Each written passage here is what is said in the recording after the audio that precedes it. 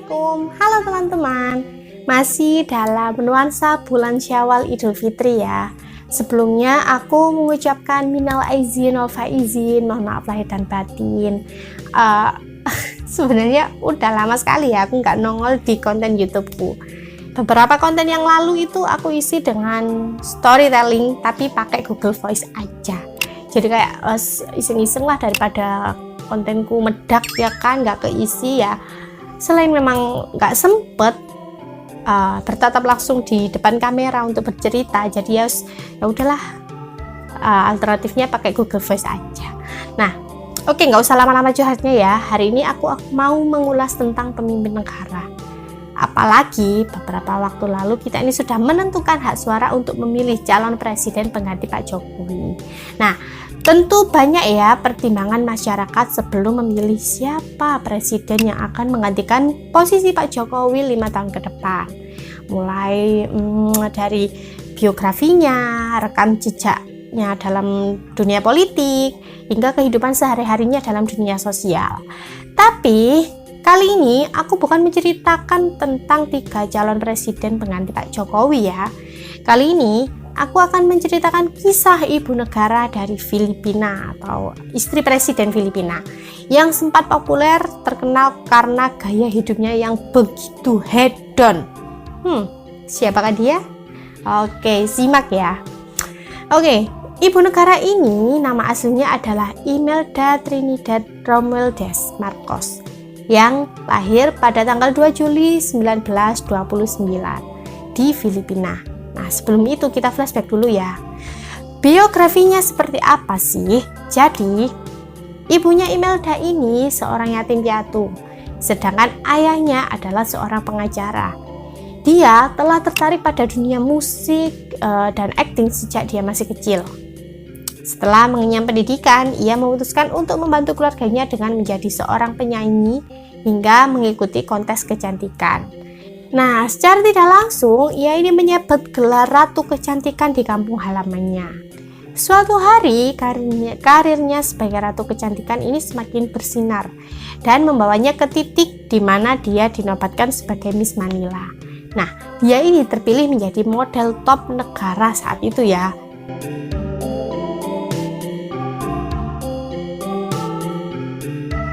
Karena wajah cantiknya selalu tampil di sampul majalah-majalah pada masa itu, membuat banyak lelaki di Filipina jatuh hati tiap kali melihat si Imelda ini. Nah, hingga suatu hari kecantikannya telah memikat seorang pemuda tampan anggota Kongres bernama Ferdinand Immanuel Edralin Marcos. Nah, karena sangat terpesona oleh kecantikannya si Imelda, hanya dalam waktu 11 hari setelah mereka bertemu, pria itu langsung melamarnya. Hidupnya yang sebelumnya serba pas-pasan, akhirnya berubah setelah dinikahi oleh Ferdinand Marcos, si orang kaya di Filipina. Nah, setelah mereka menikah, Imelda ini mengikuti jejak suaminya dan terjun ke dunia politik. Kerja keras dan semangat pasangan ini dalam dunia politik pun membuahkan hasil ya. Akhirnya, pada tahun 1965, Ferdinand Marcos terpilih menjadi presiden Filipina. Nah, sejak saat itu dia ini memainkan peran penting ya di dalam Filipina. Ya, yang namanya kepala negara sudah pasti orang yang sangat berpengaruh ya dalam negara itu. Dan Imelda ini sebagai ibu negara bertugas untuk berkeliling dunia sebagai utusan diplomatik dan memegang beberapa posisi jabatan di pemerintahan. Sebagai ibu negara, Imelda juga turut membantu membangun banyak bangunan dan fasilitas menarik, termasuk jantung kota, institut nefrologi, pusat konvensi, istana kelapa, dan masih banyak lagi. Dengan keindahan dan pesonanya serta hubungan diplomatik yang baik dengan negara lain, menjadikan Filipina sebagai salah satu negara yang sangat menonjol di era itu. Nah, hingga akhirnya setelah 7 tahun menjabat pada tahun 1972, Ferdinand Marcos ini mengubah sistem tatanan negara. Dia ini menghapus konstitusi negara dan menciptakan sistem pemerintahan diktator. Akhirnya apa? Dengan leluasa, Ferdinand dan istrinya ini mendapat akses ke anggaran pemerintah. Wah, makin enak dong. leluasa banget ya ngatur ini keuangannya gimana, ini ketatanan negaranya kayak gimana. Karena memangku uang anggaran pemerintah di tangannya, Imelda Marcos ini tidak bisa mengendalikan diri dan menjadi orang yang sangat-sangat boros dalam berbelanja. Jadi apa ya teman-teman ya, ibaratkan Cinderella dalam film dongeng gitu. Dia ini bisa membeli semua yang ia impikan. Bahkan di hari pernikahan putri pertamanya, Imelda menghabiskan dana sebesar 10 juta dolar. Atau bisa dikatakan setara dengan 137 miliar teman-teman, hanya untuk merenovasi sebuah kota di Filipina agar terlihat seperti kota Spanyol yang kuno. Ia ini meminta agar suasana kota sesuai dengan tema pesta pernikahan yang digelar. Jadi kan tadi temanya itu seperti kayak ala-ala Spanyol yang kuno gitu ya. Dia ini rela menghabiskan uang bermiliar-miliar itu untuk merubah kota yang sebenarnya udah bagus, udah keren, udah apa ya, udah ya pokoknya udah bagus lah, tapi malah dirubah menjadi kota Spanyol yang kuno tadi. Mubazir banget ya menurut aku. Nah, dalam pernikahan itu biaya yang dihabiskan tak tanggung-tanggung, bahkan kadang-kadang telah mengalahkan pernikahan kerajaan The Royal Wedding antara Pangeran Charles dan Putri Diana pada tahun 1981 di Inggris. Ya lagi-lagi ya udah kelihatan banget nih, ini orang tuh pengen hidupnya tersohor sekali di seluruh dunia. Bahkan secara tidak langsung aja ya, ambisinya ini ingin mengalahkan Pangeran Charles dan Putri Diana gitu. Wah. Dan yang menjadi sorotan publik kala itu saat dia berlibur ke New York dan Roma. Dalam 90 hari liburan saja, dia ini mampu menghabiskan 7 juta dolar atau setara dengan 93 miliar. Aduh. Kalau dibiarkan lama-lama ya bisa bakalan mengalahkan ceritanya suaminya Sandra Dewi kali ya teman-teman. Dia menggunakan uang itu untuk membeli perhiasan, mobil mewah, dan berbagai benda seni berkelas dunia.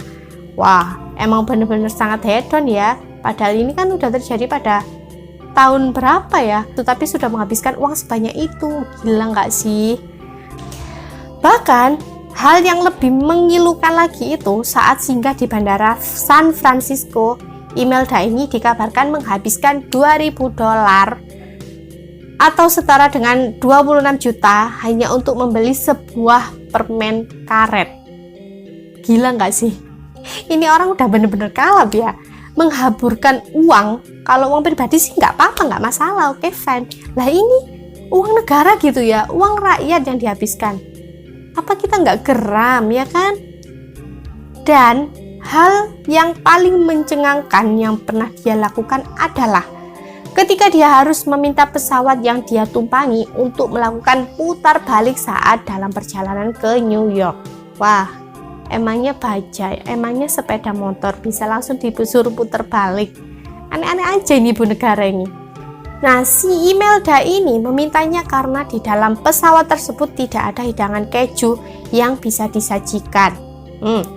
Karena dia ini merasa punya uang banyak, dia dengan bebas meminta pesawat untuk kembali ke Roma hanya untuk membeli keju yang diinginkannya. Udah bener-bener edan ya menurut aku. Di mata dunia, ia ini terkenal sebagai wanita yang gemar belanja. Bahkan namanya masuk dalam daftar orang gila belanja sepanjang sejarah. Koleksi Imelda Marcos setidaknya memiliki lebih dari 3.000 pasang sepatu merek ternama. Logika nggak sih? Kaki cuma 2 aja beli sepatunya sampai 3.000 pasang. Terus itu kira-kira kapan gitu ya makainya ya 3.000 pasang gitu. Ya ampun. Tapi selain suka mengkoleksi sepatu, dia ini juga gemar ya mengkoleksi perhiasan dari desainer ternama dunia. Ya meskipun dia ini memenuhi tugasnya sebagai ibu negara dan bertanggung jawab atas kesejahteraan rakyatnya, tindakan yang dilakukan Imelda dinilai hidup foya-foya dengan bergelimang harta ya. Sementara itu banyak sekali rakyat Filipina yang hidup dalam garis kemiskinan pada masa itu. Nah lo benar-benar kelihatan egoisnya kan, rakyatnya aja masih belum banyak yang sejahtera. Karena itulah Imelda Marcos dijuluki sebagai kupu-kupu besi, karena sifatnya yang diktator dan serakah, karena tidak pernah puas akan kemewahan yang dia miliki. Hidupnya adalah bukti nyata tentang apa yang terjadi pada cerita dalam dongeng. Ya, emang betul sih ya. Namun, di akhir cerita, ia harus dihadapkan pada kenyataan yang sangat-sangat menyakitkan. Pada akhirnya, tahun 1986, rakyat Filipina yang masih menderita kemiskinan kala itu sudah tidak tahan lagi dan sangat-sangat geram dengan tingkah laku pasangan si presiden ini.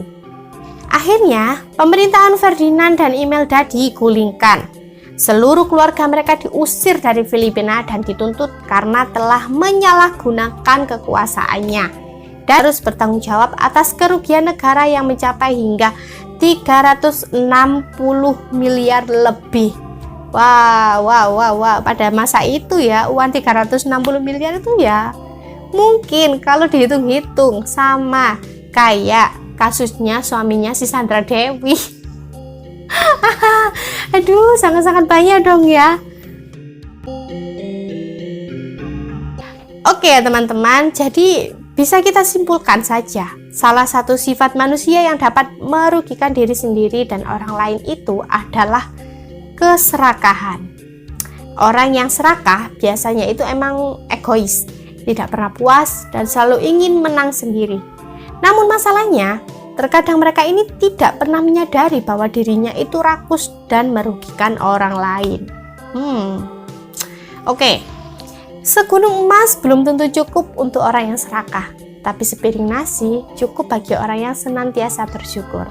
Oke teman-teman, semoga kedepannya negara kita ini tidak dipimpin oleh presiden yang seperti Imelda Marcos itu ya.